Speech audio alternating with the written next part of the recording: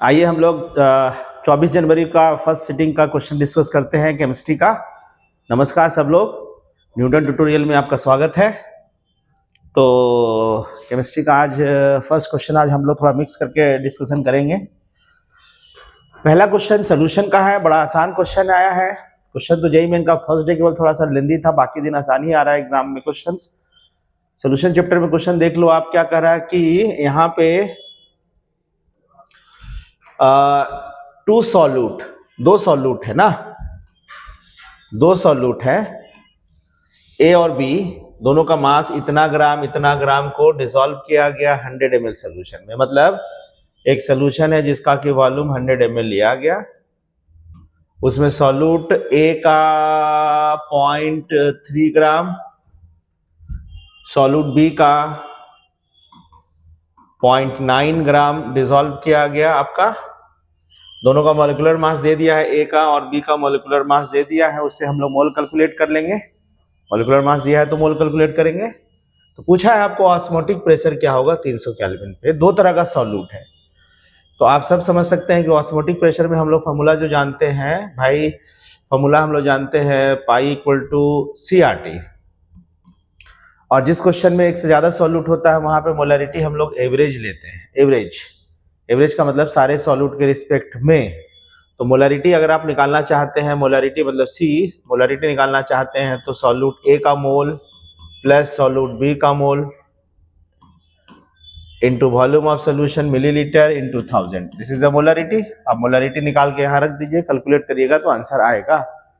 तो कैसे निकालेंगे भाई इसका मोल कैसे निकालिए? तो भाई इसका इतना ग्राम है 0.3 gram divided by molecular mass A का है 30 और दूसरे का है 0.9 ग्राम, इसका मॉलिक्यूलर मास आपका दे दिया है 90। पूरे को मिलाकर के इनटू 1000 कर लीजिए और divided by volume of solution 100 करके एक जीरो बचा। कैलकुलेट करिए तो कितना मोल होने वाला है भाई, देख लीजिए जरा सा, बताइए सब लोग जल्दी जल्दी कितना होगा। यहाँ तो कट जाएगा, यहाँ पे 10 का पावर -2 और ये भी 10 का पावर -2 मोल इनटू आपका 10।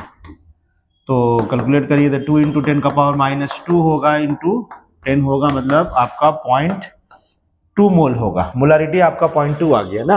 इस फॉर्मूला में रख दीजिए। एक से ज्यादा सॉल्यूट है तो मोलारिटी सारे सॉल्यूट के रिस्पेक्ट में निकालते हैं, और हम सब जानते हैं कि ऑस्मोटिक कोलिगेटिव प्रॉपर्टी है, इसमें नंबर ऑफ सॉल्यूट पे, नेचर पे, नंबर पे डिपेंड करता है, नेचर पे डिपेंड। तो मोलारिटी 0.2 है। आर का वैल्यू, प्रेशर चूंकि एटीएम में पूछा है तो आर का वैल्यू हम लोग 0.0821 रखेंगे और टेम्परेचर आपका 300 केल्विन। इसको कैलकुलेट करिए, जो वैल्यू आपका आने वाला है 0.082 कैलकुलेट करिए, आंसर आएगा। सॉल्व करने से आंसर लगभग अप्रोक्सीमेट 5 ATM आंसर आ रहा है। सॉल्व करके देख लीजिए, आंसर 5 ATM है। ये पहला क्वेश्चन है, आसान क्वेश्चन है, आप थोड़ा सा कैलकुलेशन है। सेकंड क्वेश्चन डिस्कस करेंगे आज। सेकंड क्वेश्चन करेंगे हमारे, एक बार देख लो आप लोग, सेकंड क्वेश्चन डिस्कस करेंगे सोनू सर। आइए सोनू सर, स्वागत है आपका। गुड आफ्टरनून दोस्तों, welcome to this very useful session जिसमें हम अभी ऑर्गेनिक का सवाल डिस्कस करने वाले हैं। ठीक है, तो जहां तक हम पेपर अभी देखें कि ऑर्गेनिक का क्वेश्चन तो बड़ा ही आसान आया और आया है, बहुत ज्यादा इजी है। तो अब देखिए, ये मेरा पहला सवाल है जिसमें आपसे ये पूछा है the correct order of stability of following diazonium salt. Okay, तो बहुत सिंपल ही सवाल है। देखिए कैसे, आपको पता है कि जो मेरा डाइजोनियम सॉल्ट है, यहाँ पर N2 के ऊपर क्या मेरे पास होता है, एक पॉजिटिव चार्ज होता है। ठीक है, तो पॉजिटिव चार्ज का स्टेबिलिटी कैसे हम लोग डिसाइड करेंगे? तो जितना भी इलेक्ट्रॉन डोनेटिंग ग्रुप है सब क्या करेगा, पॉजिटिव चार्ज के स्टेबिलिटी को इंक्रीज करेगा, और जितना भी इलेक्ट्रॉन विड्रॉइंग ग्रुप है सब क्या करेगा, उसको डिक्रीज करेगा। अब देखिए, पहले आप डी को देखिएगा तो यहाँ पर OCH3 है, जिसमें OCH3 क्या करता है, +M करता है। ठीक है, और अगर आप यहाँ पर देखेंगे तो कोई भी ग्रुप नहीं है, ना इलेक्ट्रॉन डोनेटिंग ग्रुप है ना इलेक्ट्रॉन विड्रॉइंग ग्रुप है। अगर यहाँ पर आप देखेंगे तो एक CN मेरे पास है जो -M करता है, और अगर आप यहां पर देखेंगे तो NO2 भी -M करता है। ठीक है, तो इसका क्या मतलब हुआ कि ये जो A और B है वो कम स्टेबल होगा, C और D ज्यादा स्टेबल होगा, और C और D में भी D सबसे ज्यादा स्टेबल है बिकॉज यहां पर इलेक्ट्रॉन डोनेटिंग ग्रुप है।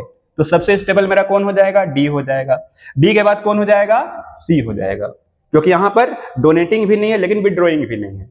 लेकिन अगर आप A और B को देखें तो इसमें इलेक्ट्रॉन विड्रॉइंग ग्रुप है, और -M NO2 का ज्यादा होता है, CN का कम होता है।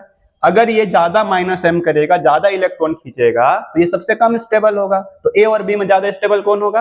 तो ए और बी में बी ज्यादा स्टेबल होगा, ए कम स्टेबल होगा। तो ऑर्डर क्या आ जाएगा? डी सी, उसके बाद बी होगा, उसके बाद ए हो जाएगा। तो बड़ा इजी सवाल था ये। इसमें हम आई होप कि आप लोग सब कुछ सही बनाए होंगे। ठीक है, तो अब हम लोग दूसरा क्वेश्चन पे चलते हैं। तो हमारा दूसरा क्वेश्चन ये भी बहुत ज्यादा इजी सवाल है। इतना इजी सवाल है आप सोच नहीं सकते हैं। अब इसमें आपको क्या करना था? आपको पता करना था कि विनाइल हैलाइड कौन है, एलाइल हैलाइड कौन है, बेंजाइल हैलाइड कौन है और एराइल हैलाइड कौन है। ओके, अब देखिए विनाइल हैलाइड क्या होता है।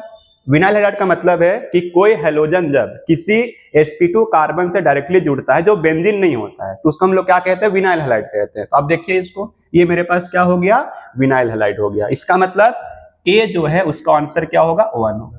उसके बाद देखिए दूसरा बोल रहा है एलाइल हैलाइड। एलाइल हैलाइड क्या होता है कि जब कोई हैलोजन किसी sp3 कार्बन से जुड़ता है जो कि डबल बॉन्ड के बगल में होता है।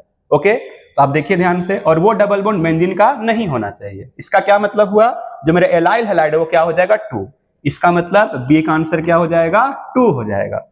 उसके बाद बोला बेंजाइल हैलाइड। तो बेंजाइल हैलाइड क्या होता है? बेंजीन के नेक्स्ट कार्बन जो कि sp3 हाइब्रिडाइज है वहां पर क्या होना चाहिए? हैलोजन होना चाहिए। तो उसको हम लोग क्या कहेंगे? बेंजाइल हैलाइड कहेंगे। सो सी का आंसर क्या हो जाएगा? 3। और लास्ट मेरे पास है एराइल हैलाइड, उसका आंसर तो मेरा क्या हो जाएगा? 4। तो डी का आंसर क्या हो जाएगा? 4। ओके, तो एराइल हैलाइड का मतलब क्या होता है कि जब कोई हैलोजन कहां डायरेक्टली जुड़ा रहता है? बेंजीन का रिंग में डायरेक्टली जुड़ा रहता है, उसको हम लोग कहते हैं एराइल हैलाइड। तो ये भी बहुत आसान सवाल था। हमको लगता है इसको बनाने में आपको 30 सेकंड भी नहीं लगना चाहिए। बड़ा सिंपल सवाल। तो ये भी बहुत अच्छा सवाल था, बड़ा सिंपल सवाल।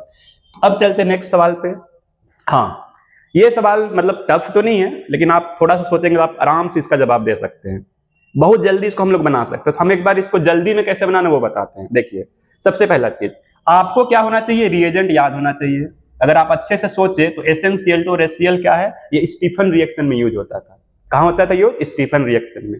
और स्टीफन रिएक्शन में क्या होता है? हम लोग साइनाइड लेते हैं, साइनाइड से ही रिएक्शन आगे बढ़ता है। इसका मतलब ऑप्शन नंबर 2 और ऑप्शन नंबर 4 तो ऐसे ही कट गए। अब उसके बाद देखिए आपको जो प्रोडक्ट दिया उसमें कितना कार्बन है? ध्यान दीजिए, 3 कार्बन है। इसका मतलब हमको वो साइनाइड चूज करना जिसमें 3 कार्बन हो।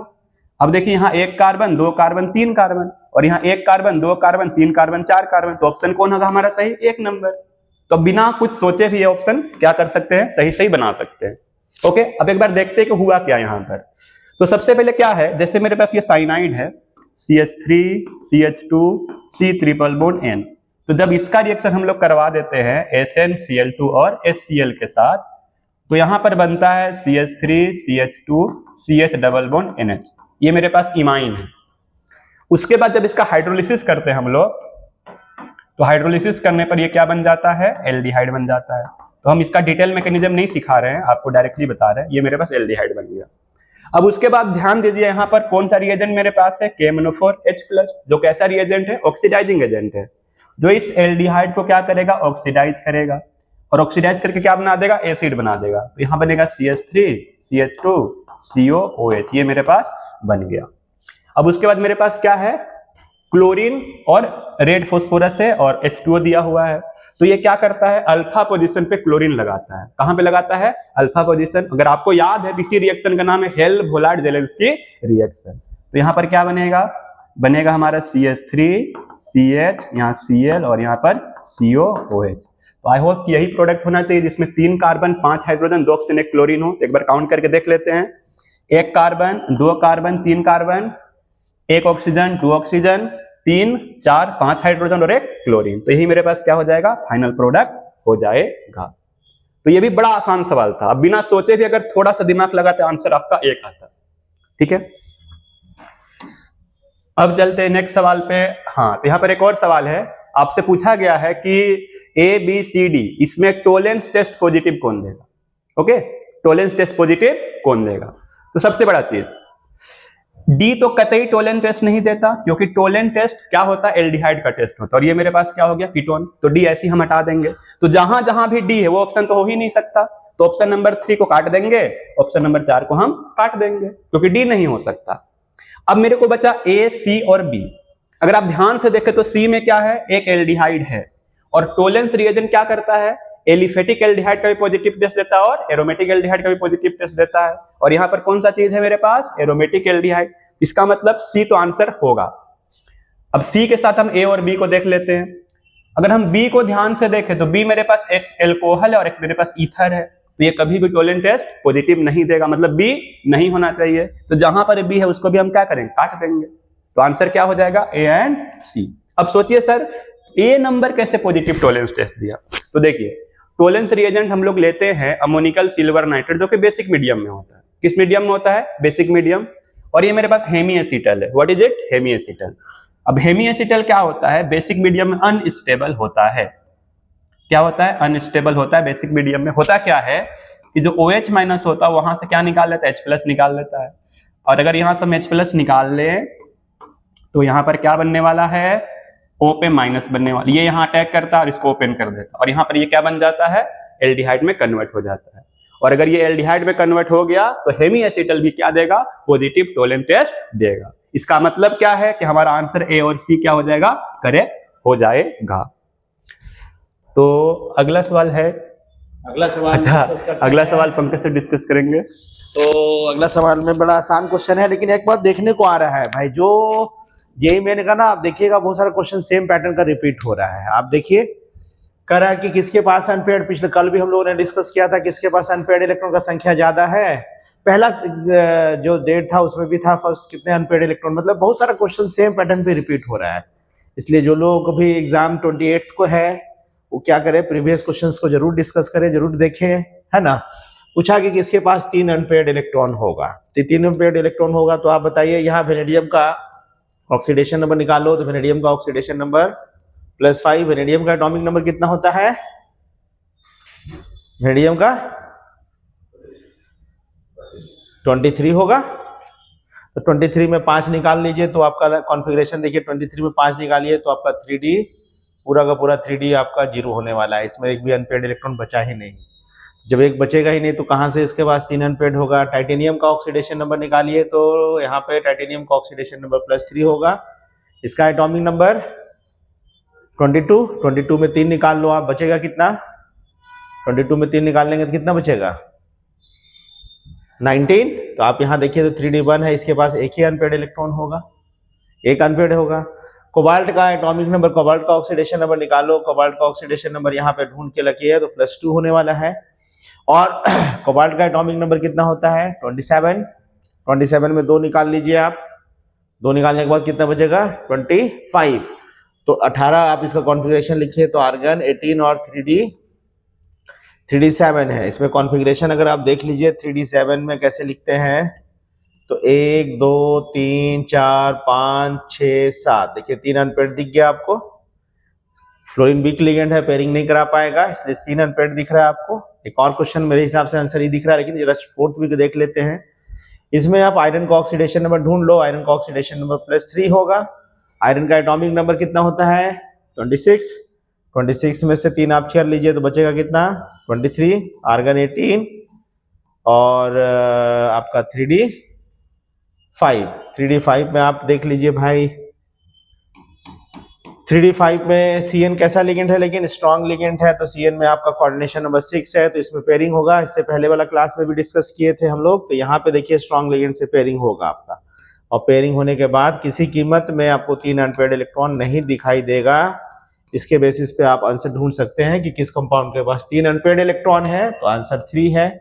और भी क्वेश्चन आ रहा है, जैसे जैसे क्वेश्चन आएगा उसको डिस्कस करेंगे। धन्यवाद, देखते रहिए हमारा चैनल। धन्यवाद।